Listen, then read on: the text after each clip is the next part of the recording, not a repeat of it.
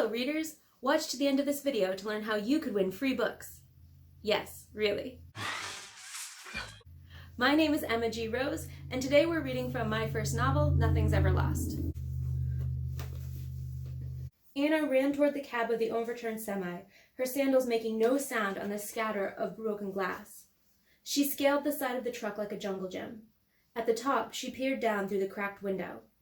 "The driver's alive," she said. "We should get him out," Jack said. "There's gas all over the place." "Get up here. I can't lift him on my own." While Jack climbed up beside her, Anna tried opening the door. She had trouble working the handle. Her fingers were clumsy, like she'd fallen asleep on her arm and woken up with pins and needles. It made grabbing things difficult. But if she concentrated, she could make her hand work the way she wanted it to. The door opened. Anna dropped down into the cab of the truck. "Where are you going?" Jack asked. "You're stronger. I'll boost him as high as I can. You pull him up." While Anna unbuckled the truck driver's seatbelt, she wondered if she would be able to lift him. A full-grown man with a slight beer gut, he must weigh at least 200 pounds, maybe more. And she was a teenage girl who ran track. Jack leaned down into the cab. "Are you okay?" "Fine," Anna said, as though saying it could make it true. "Are you ready?" She wrapped both arms around the man and lifted. He felt lighter than he should have. Much lighter. She tried to tell herself that it was adrenaline helping her, like those women who lifted cars off their babies. But the image of her leg breaking flashed through her mind again, and she knew she was lying to herself. Laying on his stomach and reaching into the cab, Jack could just barely grab the fabric of the man's shirt. "I can't get a good grip. Lift his arms up." Anna sighed. "Hold on." She planted one foot against the dash and lifted. Her grip slipped up to the man's armpits, forcing his arms to raise. Now Jack could reach him, but the angle wasn't right. "I need more leverage." "Just hold him up. I'll try to lift him higher." With some bickering, they managed to get him out. Anna clambered up the back of the seat toward the door. She was still waist-deep in the cab when another wave of dizziness hit her. That gave her hope. If what she feared was true, she shouldn't be feeling dizzy, should she? When they were on the ground again, Jack took her arm. "You sure you're okay?" "Are you?" Her tone was an accusation. "Let's just get this guy out of here." Together they dragged him toward the side of the road. The farther they got, the harder it was to hold on to him. As they reached the road's shoulder, Jack dropped the man's feet. "What the hell?" Anna said. "My hands just slipped or something," Jack said. "Don't think about it." "What?" "Anything." Jack lifted the man's feet again. "Should we be doing this? I mean, will we get into trouble for this?" The truck driver's left foot hit the ground. "I told you not to think about it." Jack picked up the foot. "But isn't this meddling with fate?" Anna puffed hair out of her eyes. "A, it was your idea, and 2, screw fate, we're dead." Shock flickered across Jack's face. It was the first time either of them had said it aloud. "This is probably far enough," Anna said, pretending she hadn't noticed Jack's expression. They laid the truck driver in the grass on the side of the road. "Is he alive?" Jack asked. Anna crouched next to the unconscious man. She pressed 2 fingers against his throat to feel for a pulse. But her hand passed through the skin. She screeched and pulled it away. "Jack!" she cried, and he was there, pulling her to her feet. His hands felt solid, real. The truck driver groaned and turned his head. "He's alive," Anna said. Behind them, the truck exploded, silently. Jack saw the flash first and pushed Anna back, shielding her with his shoulder. Anna shoved him more or less gently. "Your concern is touching, but not particularly useful at this point," she said. "Well, excuse me for breathing." "You're not, you know." He slumped. Only a little, but enough that Anna noticed. "Yeah, well, sorry for that too," he said. Anna patted his arm. "I forgive you." "Do you think—" "If you two are quite finished," a voice broke in. Startled, they swung around. A man had appeared seemingly out of nowhere.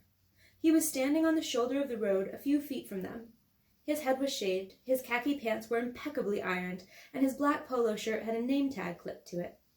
Anna thought he looked like a cell phone salesman. He read from the clipboard in his hand.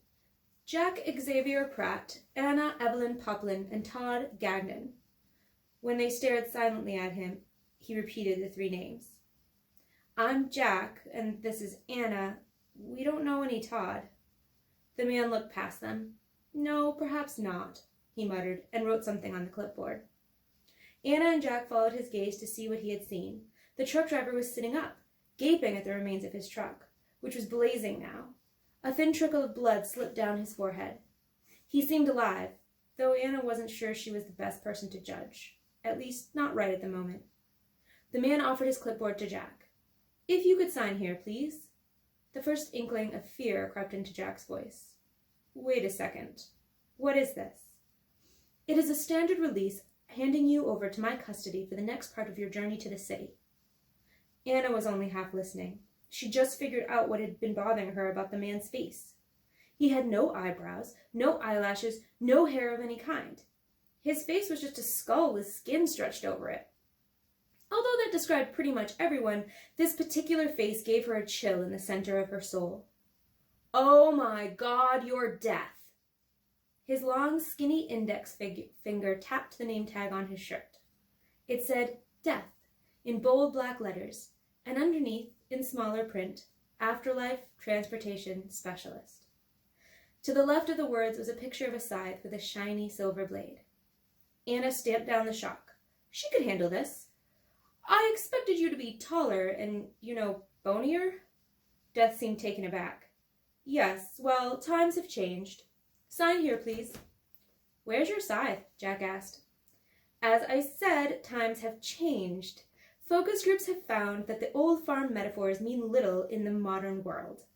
He sounded like he was reading from a script. "So you carry a clipboard instead?" "Yes, but I do not enjoy it. Now, if you could sign here, please." "What happens if we don't sign?" Jack had always been distrustful of authority figures with paperwork.